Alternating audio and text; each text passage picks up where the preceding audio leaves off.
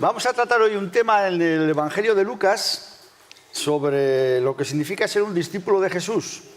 Hoy muchos días las iglesias, sobre todo en Europa, en Occidente y en Norteamérica, te venden que ser cristiano es buenísimo porque Dios se pone de tu parte.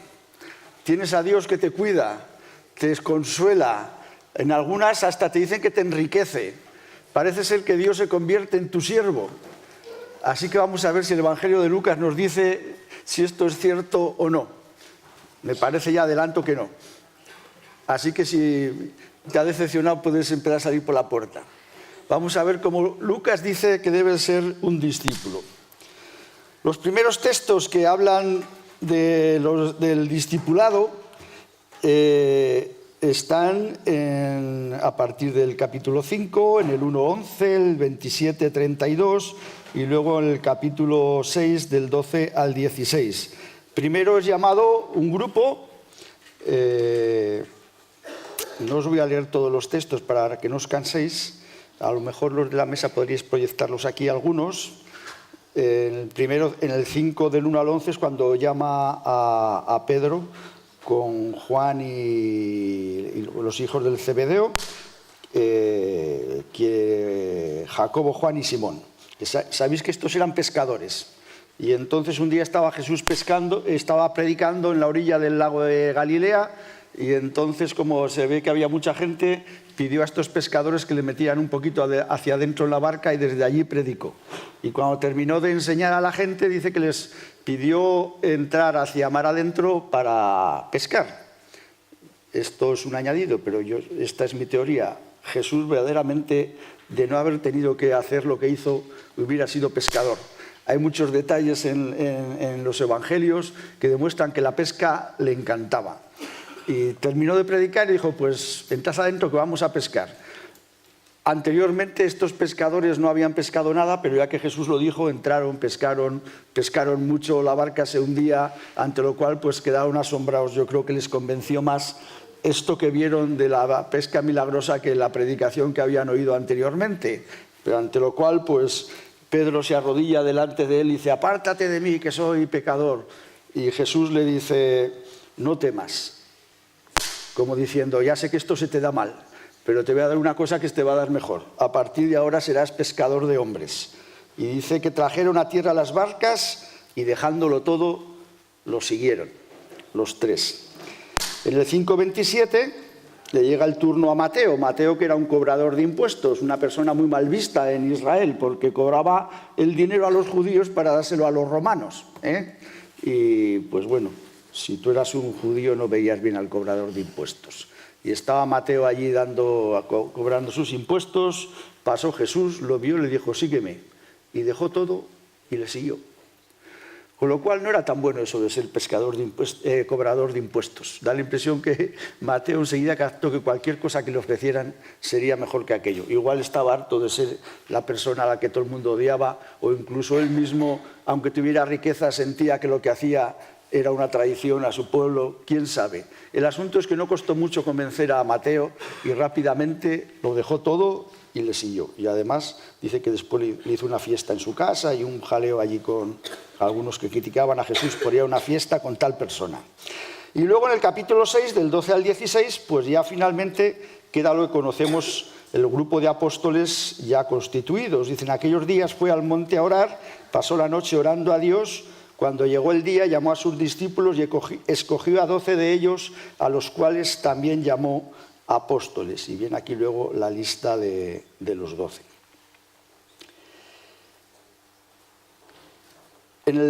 Hay un segundo grupo de textos que tiene que ver más bien con las tareas que tienen que hacer como discípulos de Jesús. Empiezan a hacer algunas prácticas. Se ve que esto de ser discípulo de Jesús tenía también que ver mucho con lo práctico, no solamente aprender. Había muchas cosas que hacer. Y tanto en el capítulo 9 como en el 10, al principio de cada capítulo, se describen dos prácticas muy similares. La primera, en el capítulo 9, es solamente con los 12, pero en el capítulo 10 manda a 70, prácticamente con la misma tarea. En el 9 dice, reunió a sus 12 discípulos, les dio poder y autoridad sobre todos los demonios para sanar enfermedades, los envió a predicar el reino de Dios y a sanar a los enfermos. Y les dijo, no toméis nada para el camino, ni bastón, ni alforja, ni pan, ni dinero, ni llevéis 2 túnicas. En cualquier casa donde entréis, quedad allí y de allí salid. Donde quiera que nos reciban, salid de aquella ciudad, sacudid el polvo de vuestros pies en testimonio contra ellos. Y saliendo pasaban por todas las aldeas anunciando el Evangelio y sanando por todas partes. Y luego en el capítulo 10, una cosa muy parecida, pero en vez de mandar a estos 12, mandó a otros 70, a quienes envió de 2 en 2 delante de él a toda ciudad y lugar a donde él había de ir. O sea, que iban antes de que él llegara, y las instrucciones que le da son muy parecidas a las que les da a los 12.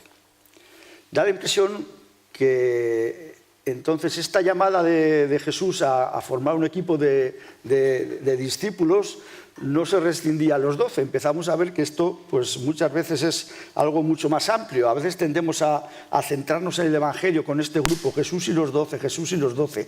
Pero sobre todo en Lucas hay muchos detalles que hacen ver que este grupo de 12 era un grupo muy diverso, muy difuminado, ¿no?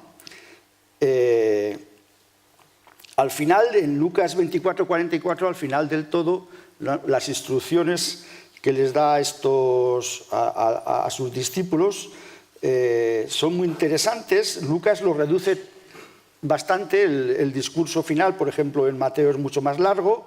Estas son las palabras que os hablé estando aún con vosotros, que era necesario que se cumpliera todo lo que está escrito de mí en la ley de Moisés, en los profetas y en los salmos. Entonces les abrió el entendimiento para que comprendieran las Escrituras. Y les dijo, así está escrito, y así fue necesario que el Cristo padeciera y resucitara de los muertos al tercer día, y que se predicara en su nombre el arrepentimiento y el perdón de pecados en todas las naciones, comenzando desde Jerusalén. Vosotros sois testigos de estas cosas. Ciertamente yo enviaré la promesa de mi Padre sobre vosotros, pero quedaos vosotros en la ciudad de Jerusalén hasta que seáis investidos de poder desde lo alto. Además de entender las Escrituras, muchas veces coges la Biblia, la lees y no entiendes nada, ¿no?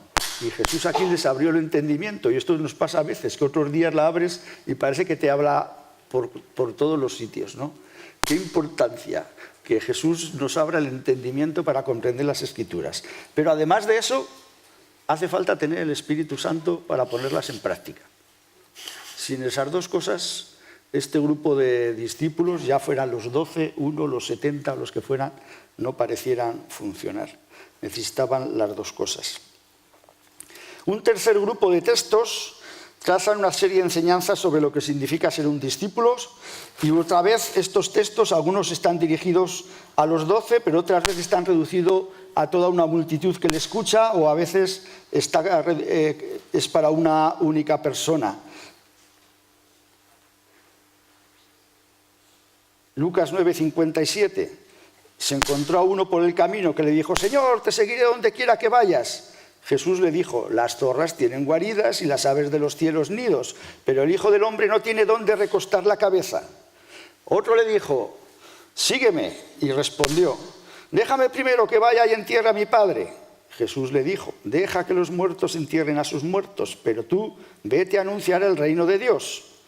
Entonces también dijo otro, te seguiré, Señor, pero déjame que me despida primero de los que están en mi casa. Y Jesús le contestó, ninguno que habiendo puesto su mano en el arado mira hacia atrás es apto para el reino de Dios. Lucas 14:25, grandes multitudes iban con él y volviéndose les decía, si alguno viene a mí y no aborrece a su padre, a su madre, a su mujer, a sus hijos, hermanos, hermanas y hasta su propia vida, no puede ser mi discípulo. Aborrece aquí no tiene el sentido de odiar, pero sí de hacer una escala de valores y ponerle en el lugar que le corresponde. Y sigue, el que no lleva su cruz y viene en pos de mí, no puede ser mi discípulo. Y termina diciendo en el 33, así pues cualquiera de vosotros que no renuncie a todo lo que posee, no puede ser mi discípulo.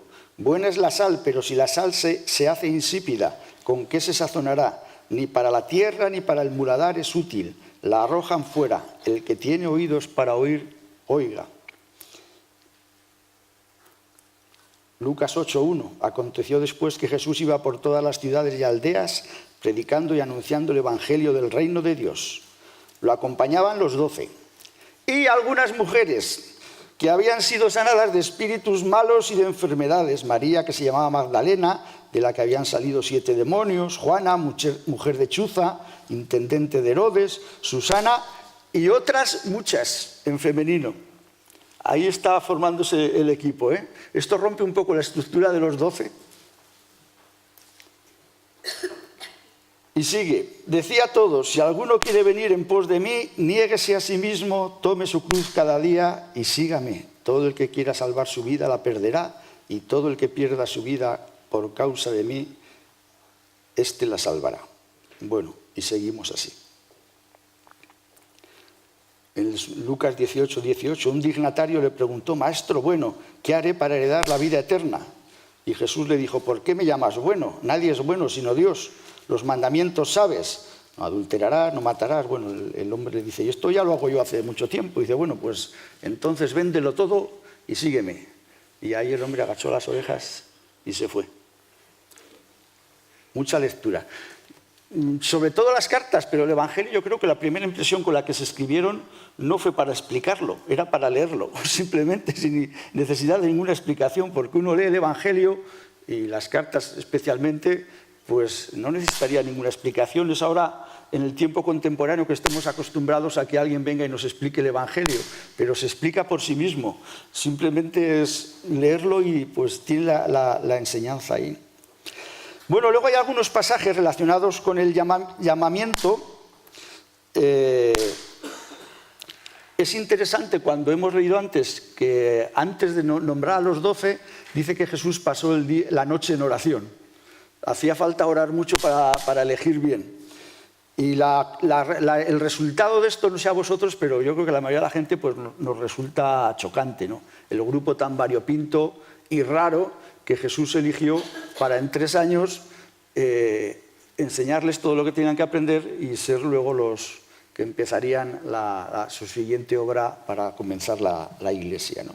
Unos pescadores, un cobrador de impuestos, gente que se fue encontrando por cualquier sitio. Parecía que no había un plan, pero sí hubo un plan porque él estuvo orando, interactuó con Dios Padre y el resultado de eso fueron esos 12, pero es que esos 12 eran solamente como el prototipo de los muchos más que Jesús estaba tratando de formar a la vez. La función de este grupo no queda bien delimitada en cuanto a la diferenciación de otro grupo más amplio, por ejemplo aquel de los 72 o cualquiera que le escuchara. Hasta el capítulo 6 no se les llama a estos apóstoles, o sea que tampoco es que de repente tuvieran un estatus muy bien definido. En algunos momentos Jesús vemos que trabaja solamente con 3 de ellos. Cuando subió al monte de la transfiguración, pues iba solamente con 3. A veces está con los 12, pero a veces está con un grupo muy amplio. Dice Philip Mayer, que es un comentarista de Lucas, dice, el alcance de esto adquirirá todo su sentido en el libro de Hechos, cuando la función de los 12 no solo empiece a declinar, sino que llegue incluso a desaparecer. Y si empecéis a leer el libro de Hechos, veis que la función de los 12 como grupo va desapareciendo. Vamos sabiendo algunas historias de algunos de ellos, pero empiezan a entrar otras nuevas personas, Pablo, Bernabé, tal Ananías, gente diversa, y que todos van asumiendo las mismas cosas que Jesús estaba proponiendo a estos 12 o a los grupos más amplios. El papel de los 12 y las exigencias de su ministerio no son muy diferentes de cualquier otro que quiera seguir a Jesús en su vida. Y la característica común que vemos en estos textos es el requisito inicial de seguir a Jesús, lo cual significa dejar lo que se está haciendo y empezar un nuevo estilo de vida junto a Él. O por lo menos tener la disposición de dejar lo que se está haciendo. Por ejemplo, cuando encontró al endemoniado gadareno, ¿Sabéis cuando cruzó al otro lado del lago de Genesaret, aquella región? Hay toda esta historia que había un endemoniado, tenía una legión de demonios, los metieron en una piara de cerdos, que se tiraron por un precipicio, y termina ese relato diciendo que el endemoniado, una vez que había sido liberado, quería irse con él. Y Jesús le dijo: no, vuelve a tu casa, a tu familia, y cuéntales cuán grandes cosas Dios ha hecho contigo. Pero el endemoniado partía de ese principio: estoy dispuesto a dejarlo todo e ir detrás de ti. Y no se puede ser discípulos si no partimos de este principio. Hasta ahora no se nos ha prometido ni riqueza, ni beneficios, ni privilegios, ni ninguna cosa de esas parecidas. No había aquí ninguna buena oferta por este momento a ojos mundanos. También el relato de Lucas manifiesta que en general, lees el Evangelio, ni los apóstoles ni el grupo amplio de discípulos estaba comprendiendo la misión de Jesús. Pero aún así, aunque no comprendían muy bien lo que Jesús estaba haciendo, es claro que algunos de ellos sí aceptaron ese reto y ese llamado y estuvieron dispuestos a dejarlo todo y a seguir a Jesús, aún sin comprenderle. La mayoría de ellos no estaban entendiendo qué pasaba, por eso luego cuando llegamos al final a la Pascua, al momento que detiene a Jesús, pues la mayoría de ellos desaparecieron, porque no habían comprendido qué iba a pasar, ¿no? Pero esto pasa casi en todo el Evangelio, se da cuenta que los discípulos no están entendiendo. En un momento hay unos cuantos allí discutiendo. ¿Y qué os pasa? Pues es que estamos discutiendo quién de nosotros va a ser mayor en el reino de los cielos. Pero bueno, dos apóstoles discutiendo esta tontería, no entendían de qué iba el tema de Jesús, ¿no? Pero aún así, algo tenía Jesús, algo había ahí que decidieron seguirle y dejarlo todo a pesar de eso.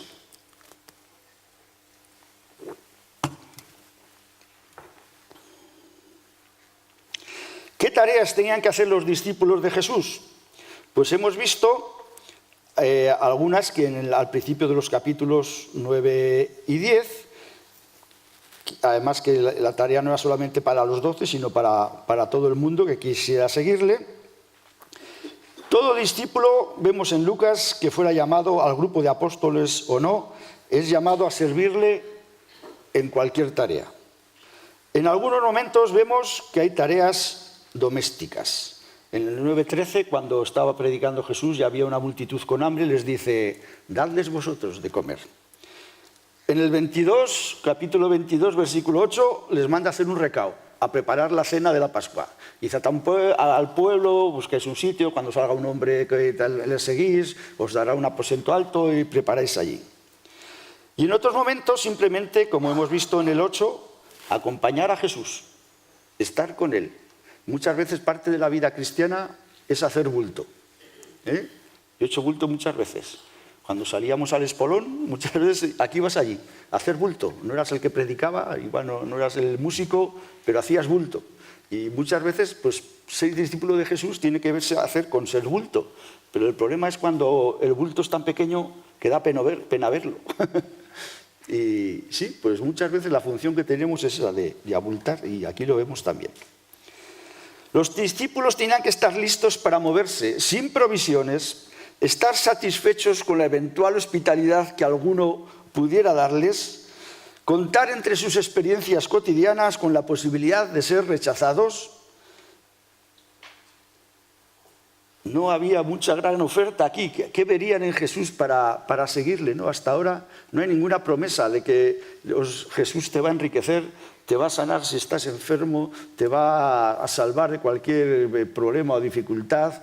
No vas a tener problemas si sigues a Jesús. Parece ser que más bien se asegura que uno los tendrá. En la misión de los 70, en el capítulo 10, se incluye en el mandato de Jesús la necesidad de orar para que Dios envíe más obreros. Dicen, aquí hay otro detalle de que a Jesús le iba la pesca.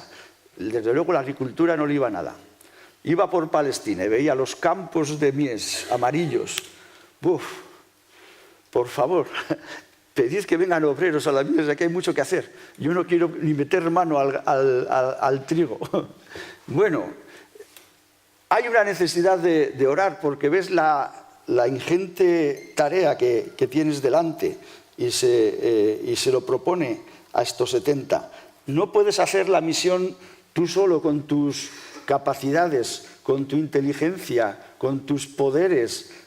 Hace falta interactuar con Dios. No depende solo del trabajo, de la capacidad de los discípulos, sino de cómo están conectados con Dios. Sabiendo que al final la providencia divina es lo que hace que una cosa tenga resultados o no. Las instrucciones finales en el capítulo 24 resumen muy escuetamente lo que otros evangelios sinópticos dicen un poco más largo, pero les deja claro Jesús por qué ha ocurrido lo que ha ocurrido, qué misión tienen por delante y la necesidad de esperar la venida del Espíritu Santo. Quiero insistir un poquito sobre el capítulo 8 del 1 al 3. La posibilidad de ser un discípulo de Jesús está totalmente abierta. Esto lo deja muy claro. En otros evangelios sinópticos no, pero Lucas lo deja muy claro. Las mujeres, las que la acompañaban y muchas más, el envío de los 70, no solamente de los 12, es una oferta abierta a todos. Con lo cual no hay jerarquías. No podemos tener en la Iglesia 3 o 4 apóstoles que están por arriba de los demás y luego los siguientes que están en otro escalafón. Todos estamos en el mismo saco si estamos siguiendo a Jesús. Tengamos el título que tengamos.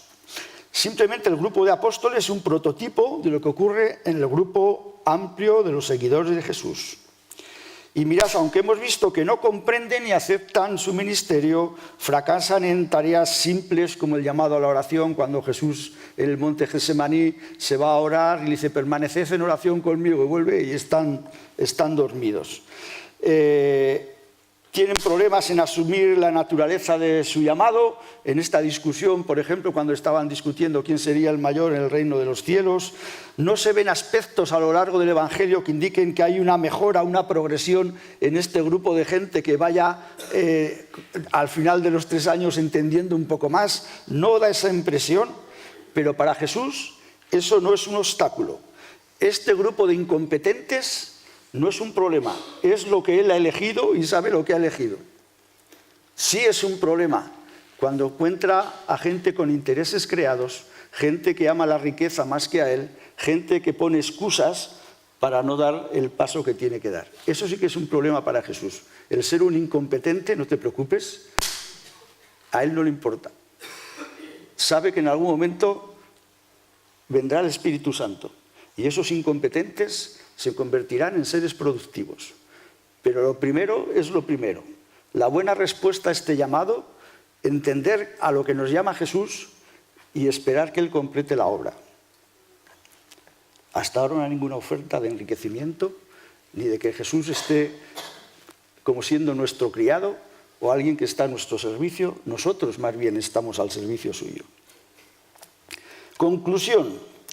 Jesús se movió en su tiempo con libertad y creatividad formando un grupo de seguidores de diferentes maneras, un poco extrañas a veces, abriendo el acceso a gente de todo tipo y de toda condición social, de ambos sexos. De la misma manera, los discípulos actuales necesitamos hacer uso de esta libertad y creatividad más que hacer una copia legalista o tratar de hacer normativo todo lo que se narra en los textos de Lucas. La misión a la que nos llama Jesús tiene 3 componentes. El primero, identificación con Cristo. El camino que recorrió Cristo es el que recorrerá el discípulo, en su vida, en su muerte y en su resurrección. Aunque los detalles no sean idénticos, en los matices, el discipulado requiere identificarse con esa experiencia. Morir a uno mismo, coger cada uno su cruz, abandonarse a la voluntad de Dios con plena confianza en Él, incluso confiar que Él actuará después de la muerte. La vida del cristiano tiene este componente, estamos aquí de paso y sabemos que esto es un paso, vendrá algo después y hace falta una confianza en Jesús de que eso vendrá también. Lo segundo que hemos visto hasta ahora con toda esta formación de discípulos es que el trabajo es en equipo. Jesús dedicó tiempo a enseñar a sus discípulos, tanto a los 12 como al grupo más amplio, en cómo debían de ser sus relaciones. Cómo seguirle a él suponía asumir una conducta, una moralidad y una práctica de la justicia en relación al otro, poniendo al otro primero antes que uno mismo.